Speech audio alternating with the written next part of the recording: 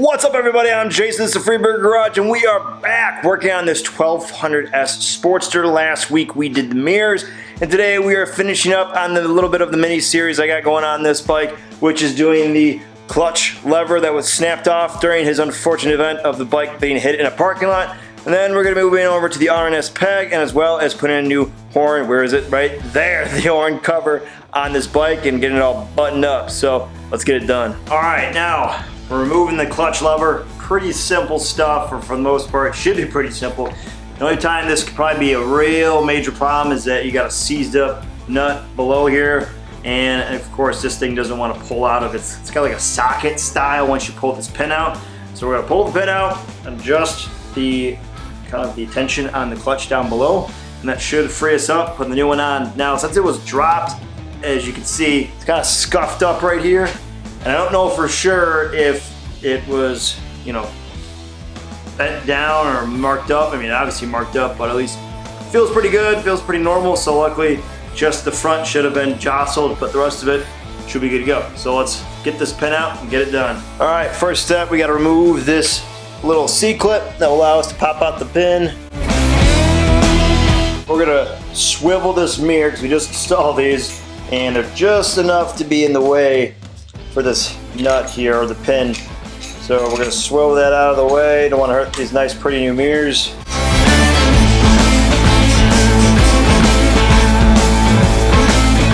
All right, if you never removed your clutch lever or made any adjustments, this is where it's at, behind this rubber spring looking deal. So we're gonna remove this cover here. Now get us into the area. And there's our adjustment rod to be able to remove the clutch lever.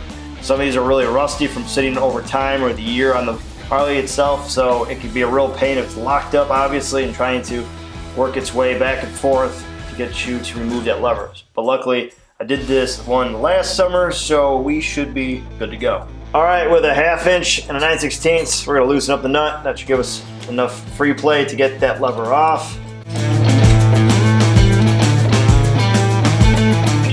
Just all the way down. There we go. Bam! Punch that little pin out. All right, the new one, fresh gloss black. Compared to the old one there, just broken off at the tip. Make sure that pin right here goes back into there. Pretty simple, should be simple. Slide that in. Make sure the collar seats it. There we go. Just a little finessing. We are good to go. All right. I can slide the pin right back in. Same old pin, works just fine. Aligns with the hole the best we can. And then we'll just tap it in if it doesn't go.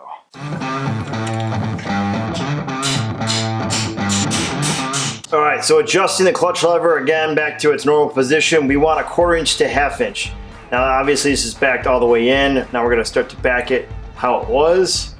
Start seeing some threads, and that will actually loosen up. So what I'm gonna do is I'm gonna angle the camera shot at the lever so you can actually see it move and see it seat, and then that should get us into our close enough range where I want to be. 1/4 inch to 1/2, you can adjust to however you want, but where Adam wants, I want it right around a 1/4 inch to 1/2 inch from the factory. Watching this space right here, we're backed all the way in. Now we're going to start to go the other way, and you can see right now it's starting to move, seating itself, and right about there.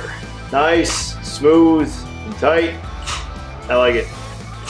Now we're going to throw the pin on, tighten up the mirror, and we're going to tighten this. Now we got the certain spot where we want it. Clutch lever complete. We're going to remove the shifter peg here. The old one obviously has a busted cap from when it fell over. Adam wants to go with a new Arlen Ness shifter peg here, the exact same style. So we're going to yank this one off now. Don't care about how it looks, just want it off at this point.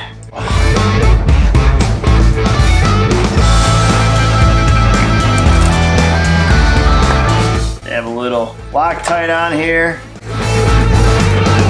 Give it a little snug by wrapping around with a rag.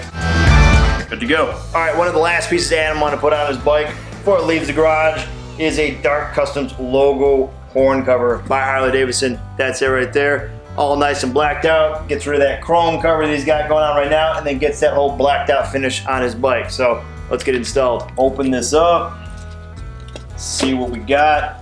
This is probably on a scale of 1 to 10, probably a 10 on the easy factor of everything we've done. Again, just wanted this to be put on.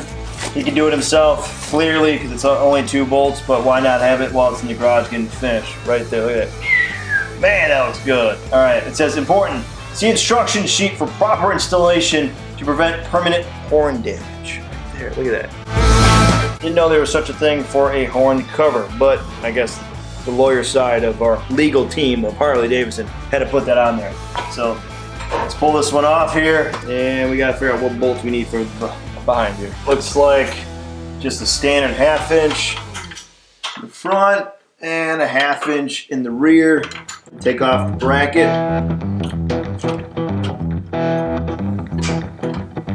Simple as it is right there. Just 3/8 bolts.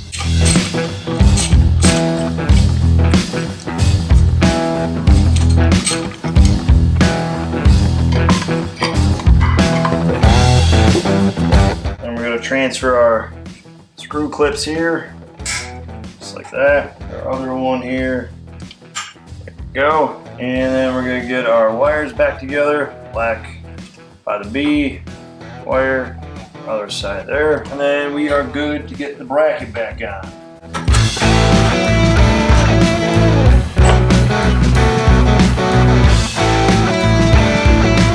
Got the horn cover all done. We got the Arlen Ness shifter peg and the brand new glossy black clutch lever ready to go, all adjusted and fitted.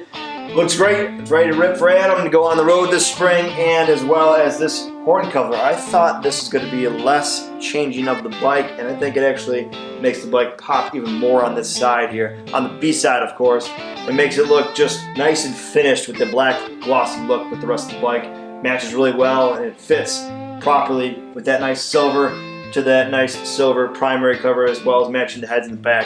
Great job, Adam. Great choice. That about wraps it for me on this one, guys. I would greatly appreciate if you could hit the subscribe button, tap that like, press that notification, leave a comment below and tell me what you think. And for those that have already subscribed, thank you. And as always, stay free. I'll catch you guys later. Peace.